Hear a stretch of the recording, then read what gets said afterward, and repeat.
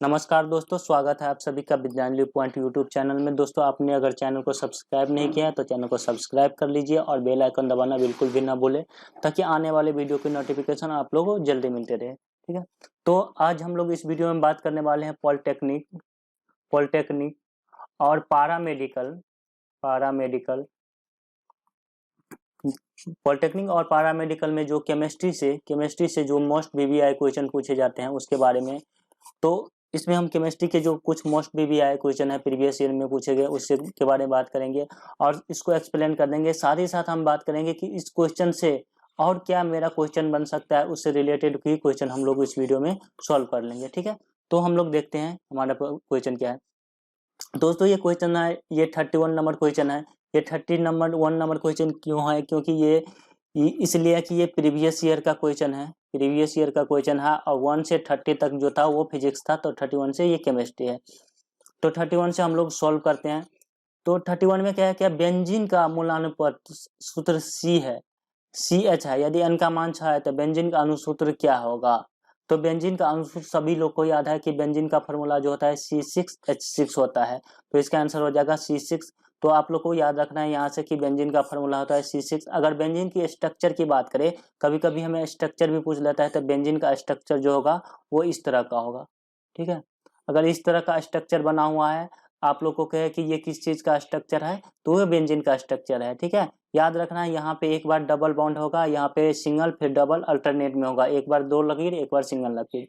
ये बेंजीन का स्ट्रक्चर है। तो ये बेंजीन का फॉर्मूला और अल्टरनेट क्वेश्चन में आप लोग को ये पूछा जा सकता है। 32 देखते हैं, क्वेश्चन नंबर 32 कह रहा है 32 निम्नलिखित में कौन सा तत्व धातु नहीं है?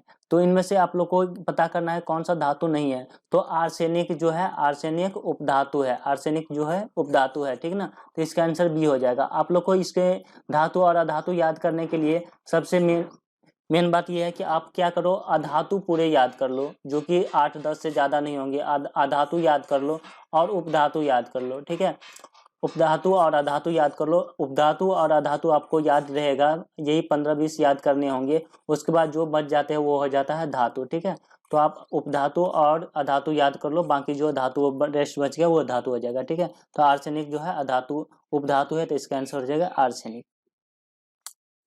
अगला क्वेश्चन है क्वेश्चन नंबर 33। क्वेश्चन नंबर 33 कह रहा है कि इलेक्ट्रॉनिक विन्यास में तीसरे कोष में रहने वाली इलेक्ट्रॉनों की संख्या क्या होती है? देखो, इसका आंसर जो होगा, अब बहुत सारे यूट्यूब चैनल अगर देखते होंगे तो उसमें इसका आंसर होगा डायरेक्ट 18 बोल दिया होगा। ठीक ना, तो इसमें ऐसे कैसे होता है? देखो, इलेक्ट्रॉनिक विन्यास में इलेक्ट्रॉन तीसरे कोष मतलब तीसरे सेल में अधिकतम कितने इलेक्ट्रॉन की संख्या रहती है? तो इलेक्ट्रॉन की अधिकतम संख्या की फॉर्मूला होता है 2n²। 2n²। तो उसमें क्या करना है कि अगर तीसरा सेल दिया है, तीसरा कोष दिया है, तो 2 गुने यहाँ n के जगह देंगे 3 का स्क्वायर, तो ये जगह 2 और 3 का स्क्वायर कितना 9 और 9 दूना कितना 18। तो यहाँ इसका आंसर हो जाएगा 18। ठीक ना, अगर ये चौथा सेल देता तो 2n² की जगह लिखते तो 2 गुने 4 का स्क्वायर, 4 चौका 16 और 16 दूना 32। इसको हम ऐसे भी याद रख सकते हैं, जितना सेल दिया हो उसका स्क्वायर कर दो, डबल कर दो। जैसे सिंगल सेल दिया फर्स्ट सेल, तो 1 का स्क्वायर 1 दूना 2, पहले में 2 होता है। अगर दूसरे सेल दिया तो 2 का स्क्वायर या गुने 2, 2 का स्क्वायर 2 और 2, तो 2 का स्क्वायर और 2, 2 दूना 4 दूना 8। तो यानी कि पहले सेल में 2 इलेक्ट्रॉन होते हैं, दूसरे सेल में 8, तीसरे में 16 और चौथे में 32 इलेक्ट्रॉन होते हैं। ठीक है, ये फॉर्मूला आपको याद रखना है, तो बाकी सभी बन जाएगा।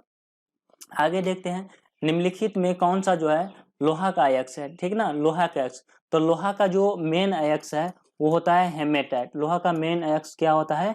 हेमेटाइट। ज्यादा से ज्यादा लोगों को पता होगा कि लोहा का मेन अयस्क क्या होता है? हेमेटाइट। ठीक ना, लेकिन इसमें ऑप्शन नहीं दिया है। तो लोहा के 3 अयस्क होते हैं, हेमेटाइट, मैग्नेटाइट, ठीक है, और एक होता है सिडेराइट। ठीक है, राइड और लिमोनाइट। ठीक ना, सिडेराइट या लिमोनाइट। ठीक है, लोहे का जो मेन अयस्क होता है वो क्या होता है? हेमेटाइट होता है, लेकिन इसमें हेमेटाइट नहीं है, तो लोहे का इसमें अयस्क हो जाए मैग्नेटाइट। इसमें से क्वेश्चन आएगा, इसमें से ये अब मान लो 4 अयस्क दिया गया है, हेमेटाइट, मैग्नेटाइट, सिडेराइट और ये चौथा ऑप्शन है लिमोनाइट। ठीक है, ये चारों के चारों जो है लोहे के अयस्क है। इसमें से अगर ये क्वेश्चन दे दे इनमें से कौन लोहा का प्रमुख अयस्क है? लोहे का प्रमुख अयस्क है, तो लोहा का जो मेन अयस्क है वो हेमेटाइट है, ठीक है।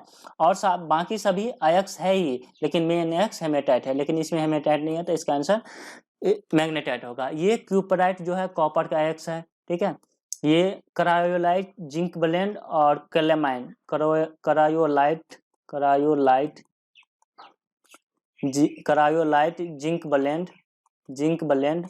जिंक ब्लेंड आपको याद रखना है, जिंक ब्लेंड और कैलेमाइन ये जो होता है ना, ये कैलेमाइन ये जिंक का अयस्क है, ठीक है। क्रायोलाइट, जिंक ब्लेंड और कैलेमाइन जो है जिंक का अयस्क है। बॉक्साइट जो है एल्युमिनियम का अयस्क है। तो इससे हम लोग को ये पता चल रहा है कि इसमें हर एक बार जो होता है ना कि एक अयस्क का नाम याद करना होता है। तो मैं अयस्क का एक अल्टरनेट से वीडियो बना दूंगा जिसमें सभी को अयस्क याद हो जाए। जैसे ये पारा है या मरकरी का जो अयस्क होता है वो होता है, क्या होता है, सिनेवार, ठीक है। तो इस तरह से आपको याद रखना है कि एल्युमिनियम, ये लोहा का इतना अयस्क होता है, ये कॉपर का था, ये जिंक का था और ये एल्युमिनियम का। एल्युमिनियम और लोहा बहुत ज्यादा पूछे जाते हैं। अगला क्वेश्चन हम लोग देख रहे हैं, क्वेश्चन नंबर 35 कह रहे हैं लोहे पर जंग लगने के लिए निम्नलिखित अवस्थाओं में कौन सी अवस्था आवश्यक है, ठीक ना। तो जैसे आप लोगों ने पढ़ा होगा संक्षारण पढ़ा होगा क्लास 10th में। तो उसमें क्या होता है, लोहे को कुछ दिन खुली वायु में छोड़ दिया जाता है नमी के कारण। तो नमी में क्या रहता है, जल और क्या होना चाहिए, वायु। तो जल और वायु दोनों की उपस्थिति में क्या होता है, लोहे में जंग लग जाती है, ठीक ना। तो वायु और जल की उपस्थिति होनी चाहिए। इसका आंसर हो जाएगा ए। इसमें दिया वायु की उपस्थिति, जल के तो भी जंग नहीं लगा, ये भी गलत हो जाएगा, ये भी गलत हो जाएगा। इसका आंसर ये हो जाएगा। अगला क्वेश्चन दे रहा है क्वेश्चन नंबर 35। क्वेश्चन नंबर 35 में कह रहा है कि पीतल एक मिश्रण है। देखो इसमें पीतल जो होता है ना, पीतल सभी को पता है, पीतल क्या है, मिश्र धातु है। पीतल क्या है, मिश्र धातु है, याद रखना है आपको। देखो पीतल का इंग्लिश जो होता है वो ब्रास होता है, BRASS, ब्रास होता है, ठीक है। और एक होता है ब्रॉन्ज, जिसको कांच बोला जाता है, ब्रॉन्ज, ठीक ना। ब्रॉन्ज ही लिख देता हूँ, ब्रॉन्ज। इसका इंग्लिश भी ब्रॉन्ज ही होता है, BRONZ। इसको हिंदी में कांच होता है। तो देखो इसमें क्या लिखा मैंने, एक लिखा ब्रास, BRASS, ठीक है, और एक लिखा ब्रॉन्ज, BRONZ। ब्रास मतलब होता है पीतल, ब्रास मीन्स क्या होता है, पीतल। ये होता है ब्रॉन्ज।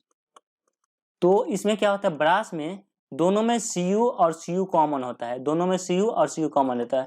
देखो ब्रास में S है ना, तो S नहीं लगाना है, इसमें Z है तो इसमें Z लगाना है, यानी नीचे वाला ऊपर रखना है। तो Cu प्लस ZN होगा और इसमें होगा Cu प्लस SN। इससे आपको क्या हो गया, आपको दो फार्मूला याद हो गया। देखो ब्रास और ब्रॉन्ज दोनों में Cu होता है और ये होता है, इसमें S लगा है तो S वाला फार्मूला इसमें नहीं होगा, SN मतलब टीन, और इसमें Z लगा है तो Z वाला इसमें होगा।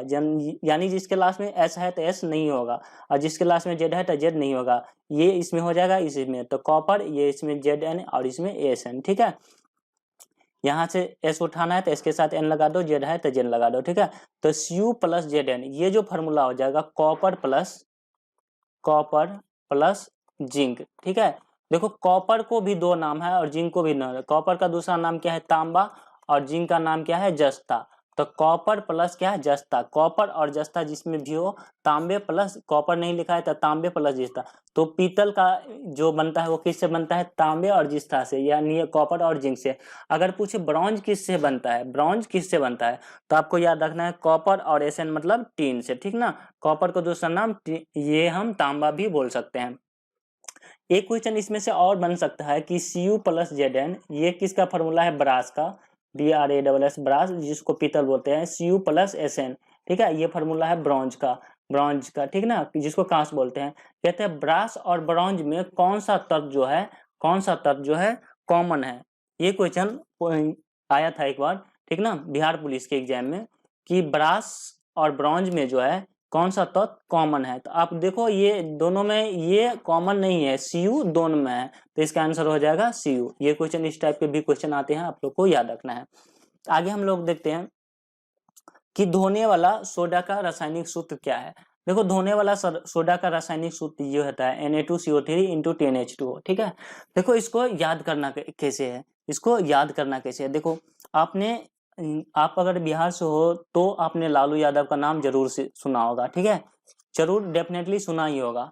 तो वो कैसे बोलता है, वो बोलता है कि Na इस धोने वाला सोडा Na, ठीक ना। अगर मैं इसको याद करवाऊं तो इसको मैं बता दूं, तो ये फॉर्मूला है खाने वाला सोडा का, खाने का सोडा, ये है धोने का सोडा, धोने का सोडा,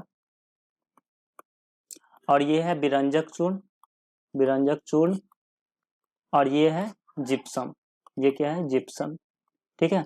देखो धोने वाला सोडा, तो अगर लालू प्रसाद यादव का आपने भाषण सुना होगा तो वो बोलता है अरे काहल बा, ठीक बा, ऐसे करके वो बोलते रहता है। तो इसको खाने वाला सोडा को लालू प्रसाद के यादव के पास कोई बैठा था तो वो बोलता था कि खाना बनाना है, तो बोलता है एने खाना को बनाइए, एने खाना को बनाइए ना, ऐसे बोलता था, ठीक ना। तो एने आप लोग समझ एने।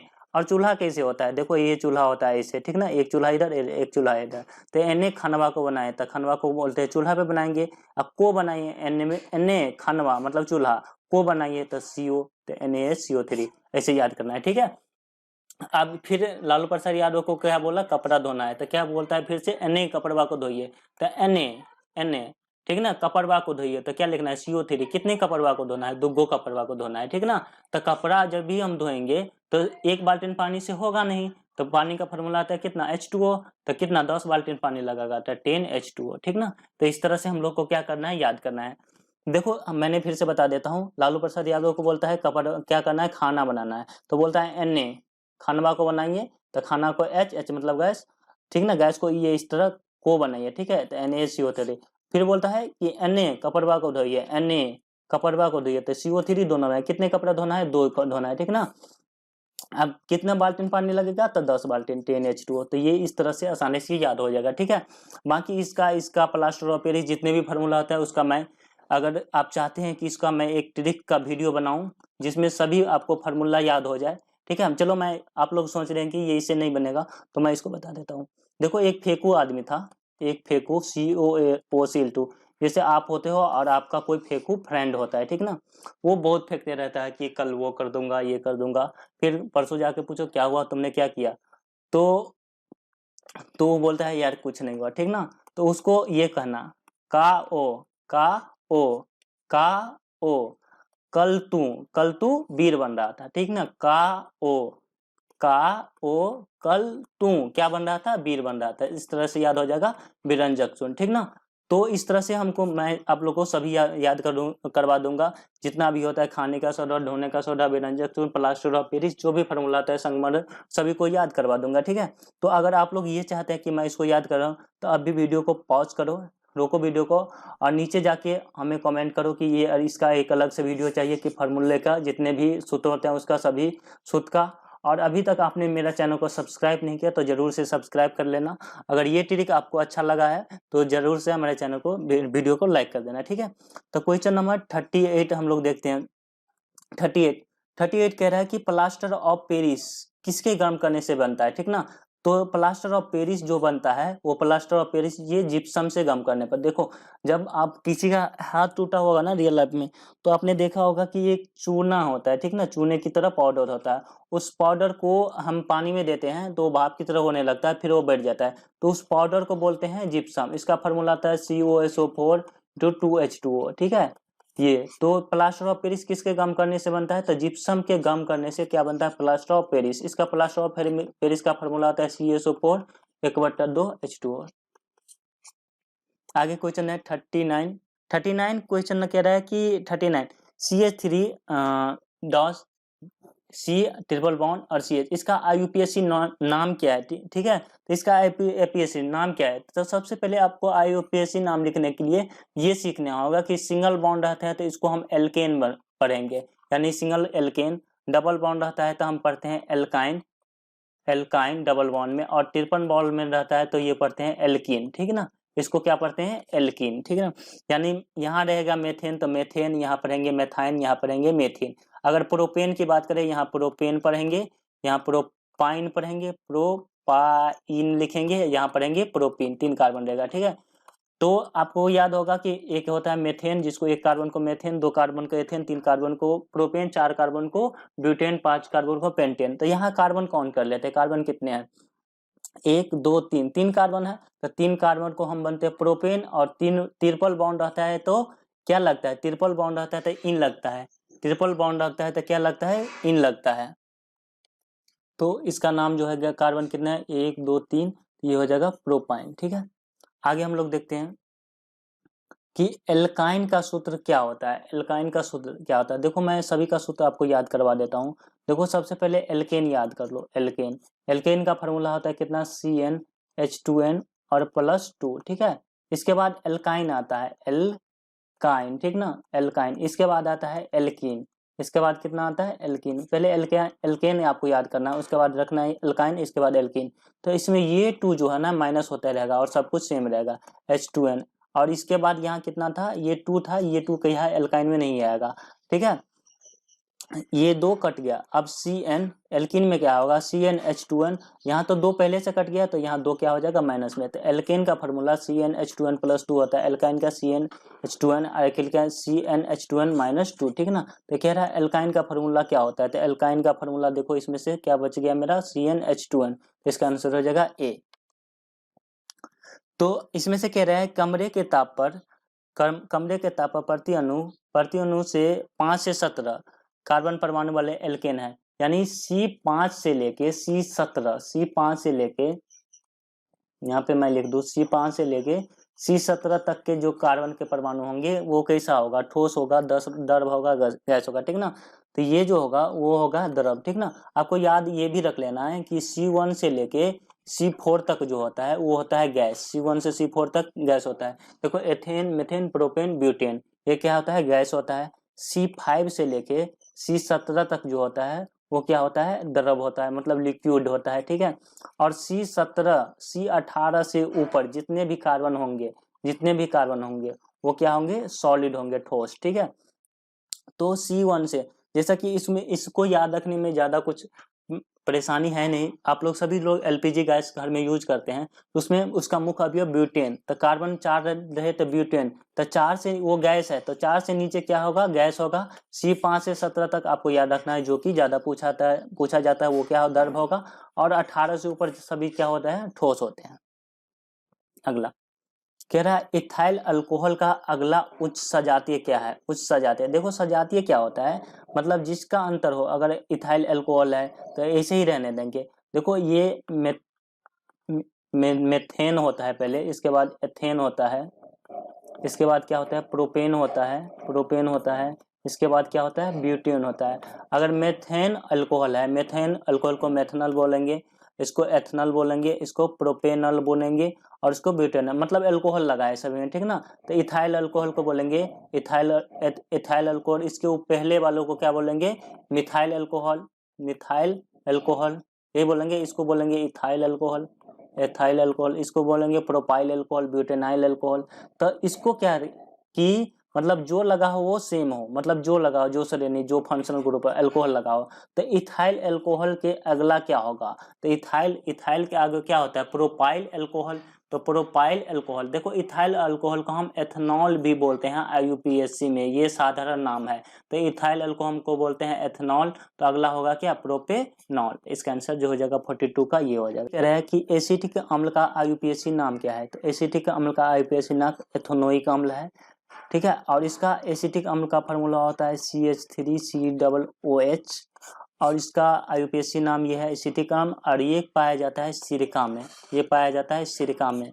सिरका कहते हैं, जब आप चाउमीन खाते होंगे तो उसमें जो एक व्हाइट टाइप का जो लिक्विड दिया जाता है उसको सिरका बोला जाता है। इसका एसिटिक अम्ल का IUPAC नाम है एथेनोइक अम्ल, ये पाया जाता है, इसका फार्मूला ये होता है CH3COOH, इसको मेथेनोइक, मेथेन